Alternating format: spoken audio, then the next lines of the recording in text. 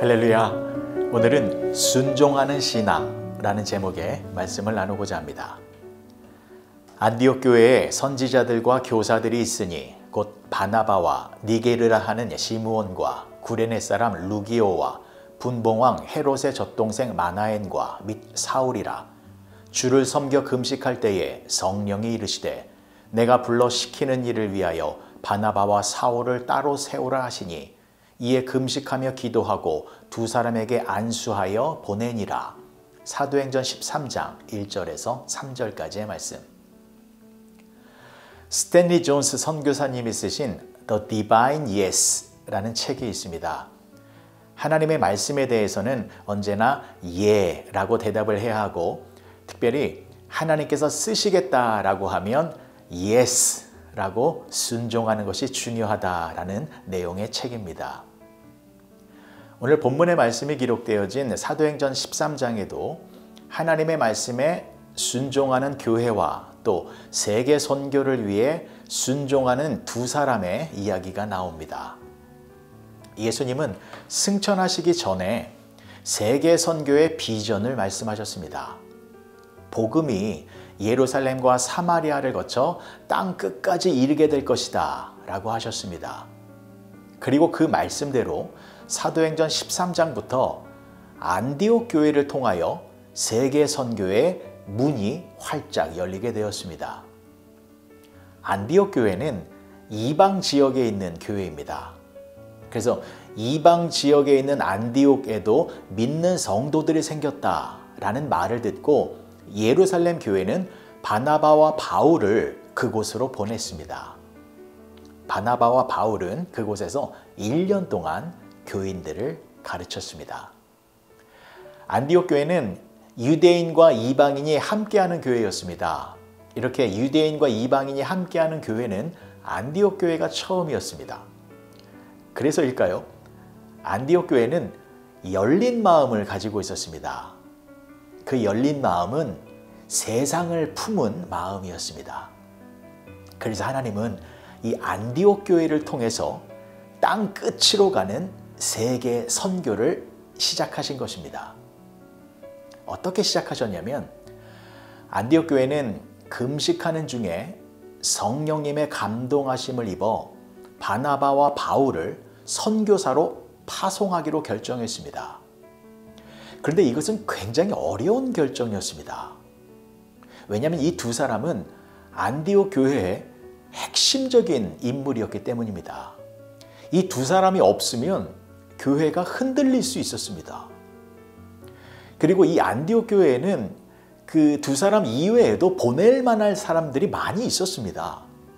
1절의 말씀을 다시 보시면 안디옥 교회에 선지자들과 교사들이 있으니 곧 바나바와 니게르라 하는 시므온과 구레네 사람 루기오와 분봉왕 헤롯의 젖동생 마나엔과 및 사울이라.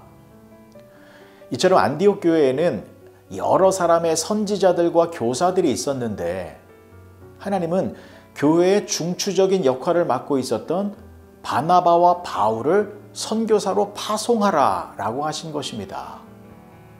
그런데 안디옥 교회 교인들은 하나님께 이렇게 말을 한 것입니다. 하나님, 왜 바나바와 바울을 보내야 합니까? 이들은 교회에서 아주 중요한 역할을 하고 있는 사람들입니다. 다른 사람들을 보내면 안 됩니까? 라고 따져 묻지 않았다라는 것입니다. 그리고 바울과 바나바 또한 하나님께서 자신들을 사용하시려는 뜻에 순종하였습니다. 이 안디옥 교회에서도 할 일이 많았지만 하나님께서 가라 라고 하시니 간 것입니다. 이것은 가르친 자와 가르침을 받은 자 모두가 하나님 앞에서 순종하는 모습을 보인 것입니다. 그리고 이 순종의 모습이 세계 선교의 시발점이 되어 놀라운 결과를 나타내게 되는 것입니다. 여러분, 하나님은 하나님의 뜻을 이루실 때에 사람을 사용하십니다. 그런데 이 지구상에는 많은 사람들이 있습니다. 사람이 없는 게 아닙니다. 문제는 순종입니다. 하나님은 순종하는 자들을 사용하십니다. 하나님은 우리가 상황을 분석하고 합리적인 결론을 내리는 것보다 순종하는 모습을 더 원하고 계십니다. 안디옥 교회와 또 바나바와 바울은 하나님의 뜻을 이해하려고 하지 않았고 즉각적으로 순종의 모습을 보였습니다. 하나님께서 말씀하시니 예스라고 즉각 순종의 모습을 보인 것입니다. 그리고 결국 이 두 사람은 실루기아를 거쳐 구르보 섬에 도착하여 그곳에서 회당을 찾아다니며 복음을 전하여 하나님의 나라를 확장하는 놀라운 일을 하게 되어진 것이었습니다. 사랑하는 성도 여러분, 하나님께서 쓰시려고 할 때 순종하는 것이 중요합니다. 사실 따지고 보면 내가 아니어도 그 일은 누군가가 충분히 할 수 있습니다. 어쩌면 나보다 더 잘하는 사람들이 있을지도 모릅니다. 근데 하나님께서 그 일을 나에게 시키실 때에는 이유가 있습니다. 그 이유가 무엇입니까? 내가 그 일을 하기에 적합한 사람이기 때문입니다. 하나님은 능력을 보고 사람을 뽑지 않으십니다. 만약 능력을 보고 사람을 뽑았다면 골리앗 앞에 다윗을 세우지 않았을 것입니다. 예수님께서도 능력을 보셨다면 어부나 세리와 같은 사람들을 제자로 부르지 않으셨을 것입니다. 하나님은 사람을 쓰실 때에 그러한 세속적인 기준을 갖고 사람을 부르거나 쓰시지 않습니다. 조금 부족해도 그 일에 합당하다라고 여겨지면 그 사람을 쓰시는 것입니다. 그래서 하나님이 보시기에 우리의 부족함은 중요한 것이 아닙니다. 우리에게 부족함이 있으면 그 부족함을 하나님께서 채워서 쓰시기 때문입니다. 우리에게 지혜가 부족하면 하나님이 지혜를 주셔서 우리를 쓰시는 것이고, 우리에게 힘과 능력이 부족하면 하나님의 힘과 능력을 우리에게 주셔서 우리를 사용하시는 것입니다. 전능하신 하나님께서는 우리의 부족함을 채워주시는 것 아무것도 아닌 일인 것입니다. 근데 문제는 무엇입니까? 우리가 순종하는 것입니다. 하나님은 순종하는 자를 귀하게 사용하십니다. 나는 능력이 없지만 하나님은 능력이 있으시오니 하나님의 능력으로 나를 사용하여 주시고 나를 도와주시옵소서 라고 기도하며 순종하며 나아갈 때에 우리는 하나님께 쓰임받는 귀한 성도가 되는 것입니다. 오늘 하루 순종의 열매를 맺어보시기 바랍니다. 성령 하나님께서 감동을 주셔서 누군가에게 전화를 걸어 안부를 물어보라 라고 하시면 바쁘다는 핑계로 그냥 넘어가지 마시고 즉각 순종하셔서 그분에게 전화를 걸어 예수님의 사랑을 나눠보시기 바랍니다. 여러분들의 격려와 위로로 말미암아 그분이 새로운 희망과 힘을 얻게 될 것입니다. 성령 하나님께서 감동을 주셔서 그분을 위하여 기도하라 라고 하시면 즉각 순종하시어 그분을 위하여 마음을 다해 기도해 보시기 바랍니다. 여러분들의 기도를 통하여 그분을 향한 하나님의 뜻과 계획이 이루어져서 그분이 영적으로 다시 회복되어지는 놀라운 일이 일어나게 될 것입니다. 그리고 성령 하나님의 감동으로 그 사람에게 예수님의 복음을 전하라 라고 하시면 즉각 순종하시어 예수님의 십자가의 사랑과 부활의 영광을 선포하시기 바랍니다. 그러면 그분이 예수님을 영접하여 하나님의 자녀가 되어지는 놀라운 일이 벌어지게 될 것입니다. 그렇게 바나바와 바울처럼 순종의 모습을 보이셔서 하나님의 나라를 확장하며 살아가시는 복된 성도님들이 되어주시길 주님의 이름으로 간절히 축복합니다. 기도하시겠습니다. 좋으신 아버지 하나님, 은혜를 감사합니다. 하나님께 쓰임받는 인생이 가장 복된 인생인 줄 믿습니다. 하나님은 능력과 힘과 재주가 많은 사람이 아니라 순종하는 자를 사용하십니다. 말씀에 순종하고 하나님이 주시는 마음에 순종하여서 하나님의 뜻을 이루며 살아가는 우리 모두가 되게 하여 주시옵소서. 예수님의 이름으로 기도합니다. 아멘.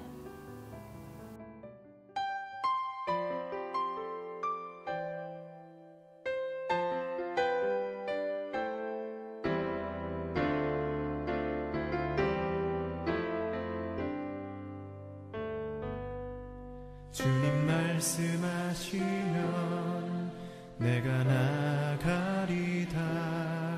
주님 뜻이 아니면 내가 멈춰서리다. 나의 가고 서는 것 주님 뜻에 있으니 오 주님 나를 이끄소서. 주님 말씀하시면 내가 나가리라. 주님 뜻이 아니면 내가 멈춰서리다. 나의 가고 서는 것 주님 뜻에 있으니 오 주님 나를 이끄소서. 뜻하신 그곳에 나 있기 원합니다. 이끄시는 대로 순종하며 살리니 연약한 내 영혼 통하여 일하소서. 주님 나라와 그 뜻을 위하여 뜻하신 그곳에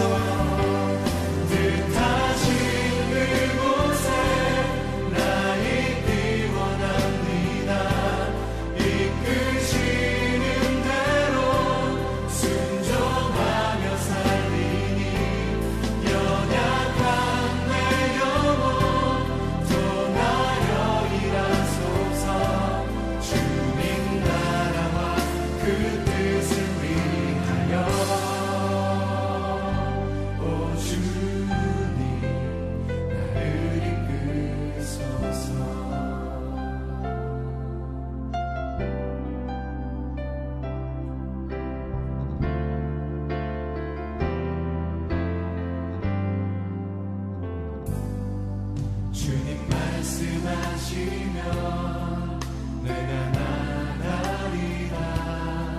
주님 뜻이 아니면 내가 멈춰서리다.